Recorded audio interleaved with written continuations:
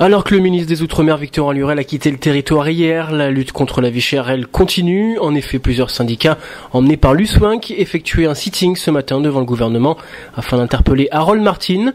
À l'ordre du jour, notamment, rencontrer le président du gouvernement et lui demander des comptes sur la signature des accords économiques et sociaux. La vie chère, c'est un thème qu'il ne faut pas oublier, même après la venue du ministre, ça reste primordial. C'est central pour le pays. Et donc on est là ce matin parce qu'on a fait une demande de rendez-vous au gouvernement collégial de la Nouvelle-Calédonie le 18 octobre. Et à ce jour, on n'a toujours pas de réponse. Donc ce matin, on s'est invité. Mais que nos élus ne comptent pas sur la lassitude. Ça fait 2 ans qu'on se bat comme des beaux diables sur ce dossier vie chère. On a signé les accords économiques en juin, ils ne les appliquent pas. On ne renoncera pas. Le ministre de la République est venu. Je crois qu'il a fait, comme tout ministre, il a fait un large tour d'horizon. Concernant nous, nos problématiques vie chère, il a très peu de compétences. Il en a quelques-unes, les banques, dans un certain nombre de domaines. On lui a demandé que les banques, maintenant que la loi est votée, que maintenant ça se concrétise rapidement la baisse des tarifs bancaires. Parce que là aussi, on ne va pas attendre 6 mois. On lui a demandé que, parce que c'est sa compétence, que les entreprises finissent enfin à déposer leurs comptes au tribunal du commerce. Et que là aussi, on ne va pas encore attendre trop longtemps sur le sujet.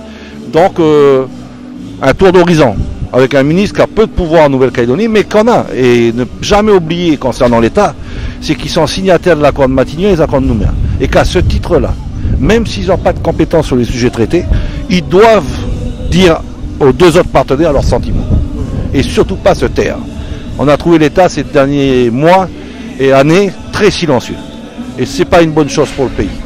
Comment vous expliquez justement que c'est quand même une préoccupation primordiale, importante, la vie chère, les accords économiques?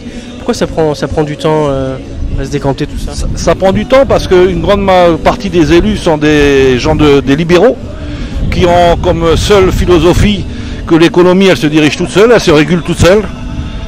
C'est l'économie de marché et qui sont accrochés à ça, que de l'autre bord les indépendantistes ne sont pas du tout sur ces problématiques-là. Ils ignorent tout de ces problématiques. Alors ce qui fait que ces libéraux, c'est eux qui dirigent le pays. Ils sont totalement entre les mains des lobbies, patronaux et autres. Et voilà la difficulté, qu'aujourd'hui, réformer le pays, mettre fin et de réguler cette vie chère, enfin dans le pays, mettre fin aux inégalités de richesse dans ce pays, ils savent pas faire, ils ont une pression, y compris quand ils signent des accords avec nous. Ils les appliquent pas derrière.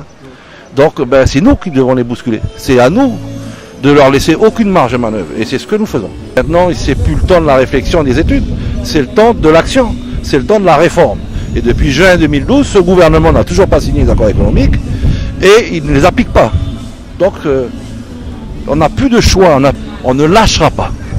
La rentrée février sera très chaude, s'ils ne sont pas capables de bouger d'ici là.